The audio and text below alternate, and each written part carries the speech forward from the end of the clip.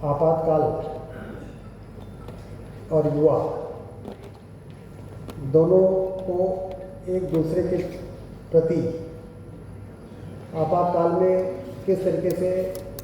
लोकतंत्र का अपहरण हुआ, यह विषय सबसे ज़्यादा जानने की यदि किसी को ज़रूरत है तो युवाओं को है। क्योंकि लोकतंत्र लंबे समय के संघर्ष के बाद जो स्थापित हुआ, वो देश की बेहतरी के लिए हुआ था। देश को फिर से विश्व गुरु के स्थान पर पहुंचाकर दुनिया का नेतृत्व करने के लिए हुआ था, जिससे दुनिया में शांति की स्थापना हो सके और हम लोकतंत्र को अमर बना सकें। लेकिन सत्ता के सदुपयोग और सत्ता के दुरुपयोग में क्या अंतर होता है, और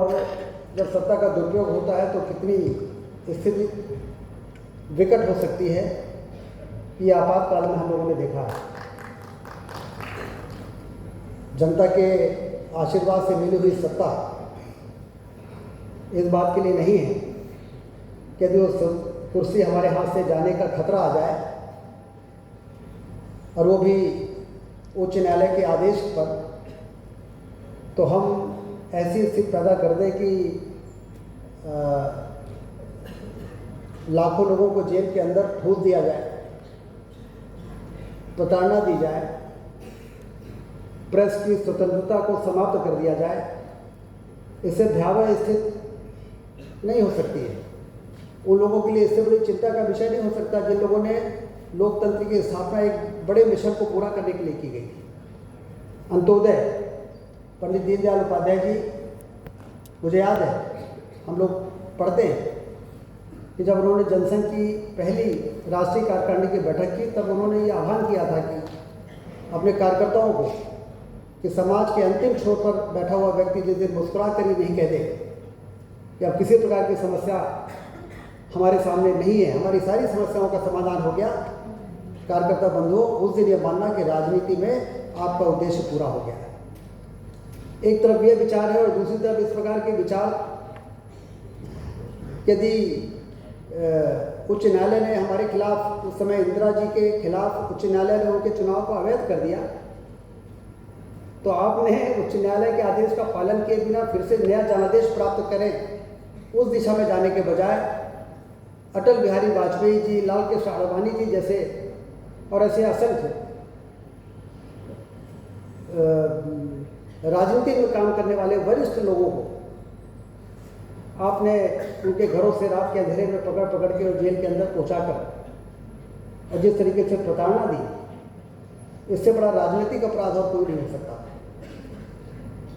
और ये आपातकाल के दौरान, उसके बाद जयप्रकाश नारायण जी के नेतृत्व में हिम्मत न हारते हुए देश गलत दिशा में न जाने पाए, और उस समय आदरणीय राम बहादुर राज जी को भी मैं स्मरण करना चाहता हूँ, जो जयप्रकाश नारायण जी के साथ उन योजना को बनाने में जिनकी महत्वपूर्ण भूमिका रही है कि किस तरीके से आपातकाल की विपरीत परिस्थितियों से निपटना है और किस तरह से आगे का कार्य योजना बनानी है। और उसके बाद अंततः इस प्रकार की राजनीति की समाप्ति हुई, जनता पार्टी की सरकार बनी और एक उस मानसिकता को समाप्त करने का काम हुआ जिस मानसिकता ने राजनीति को एक परिवार तक सीमित करने का काम किया।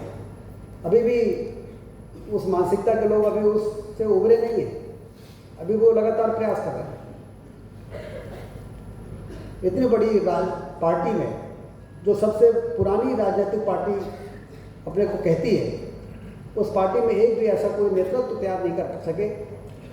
जो देश के सामने राजनीति में आगे ले जाने के लिए सामने आए। अभी कोई आ नहीं सका। वही परिवार के अंदर ही वो सारा योजना बनाने का काम कर रहे हैं। लेकिन देश का सौभाग्य है, अब हम नहीं कहते हैं, दुनिया कहती है कि भारत आर्थिक महाशक्ति बन रहा है। चौथी सबसे बड़ी अर्थव्यवस्था हमारा देश बन चुका है। ये युवाओं के लिए बड़ी संतोष की बात है। क्योंकि आगे लंबा फ्यूचर है उनका। लेकिन आर्थिक महाशक्ति बनने के साथ साथ हमारी संस्कृति, हमारी विरासत, और इसलिए प्रधानमंत्री जी ने कहा है कि विरासत से विकास। हम एक पैर अपने ज़मीन पर बनाकर और एक लंबी छलांग लगाने की दिशा में देश को आगे ले जाने का काम होना चाहिए, जिससे विकास हमारे लिए अभिशाप न बने, विकास हमारे लिए वरदान बन सके। तो इसलिए आपातकाल के वो जो कठिन दौर रहे हैं, सारे युवाओं को उसको देखना चाहिए, पढ़ना चाहिए। मुझे लगता है इसीलिए हिंदुस्तान समाचार ने इस कार्यक्रम को आयोजन किया है कि युवा जो देश को आगे ले जाने का काम करेंगे, जो युवाओं का देश है हमारा, उन्हें सिंहावलोकन भी करने की आवश्यकता है पीछे की ओर, कि किन विपरीत और झंझावातों से देश आगे निकला है और आगे आने वाले समय में क्या चुनौती है, उसमें युवाओं की क्या भूमिका हो सकती है। इन सब विषयों पर श्रद्धेय भैया जी जोशी जी के मुखार गंध से जो बातें आप सबने सुनी हैं, उसको एक कान से सुन के दूसरे कान में निकालना नहीं है, और न ही एक कान से सुन के उसको अपने दिमाग में ले जाके तर्क और वितर्क करना है, बल्कि जो बातें एक कान से सुनी उसको हृदय में बैठाना है और उसको अपने आचरण में उतारते हुए अपने आगे की रणनीति में उन सब विषयों को ध्यान में रखते हुए आगे बढ़ना है। तब जाके हम भारत को ऊंचाई पर पहुंचाने में कामयाब हो सकेंगे, और सिर्फ ऊंचाई पर पहुंचाने में कामयाब नहीं हो सकेंगे, बल्कि ऊंचाई पर बनाए रखने में भी कामयाब होंगे। ऊंचाई पर पहुंचना बहुत कठिन नहीं है, लेकिन ऊंचाई पर बने रहना थोड़ा कठिन होता है। इसके लिए युवा पीढ़ी को संस्कारित भी होने की ज़रूरत है, युवा पीढ़ी को शिक्षित भी होने की ज़रूरत है। आज के आधुनिक युग में आर्टिफिशियल इंटेलिजेंस जैसी तकनीकियों से लैस होना भी ज़रूरी है, तब जाके हम दुनिया का नेतृत्व करेंगे और विश्व में शांति की स्थापना करने में सफल हो सकेंगे। इस कार्यक्रम के आयोजन के लिए मैं हिंदुस्तान समाचार को बहुत बधाई देता हूं, और आपने इस मौके पर मुझे यहाँ पर बुलाया और श्रद्धेय भैया जी जोशी जी के भी दर्शन करने का अवसर प्रदान किया, इसके लिए आपको मैं बहुत बहुत धन्यवाद देता हूँ। धन्यवाद।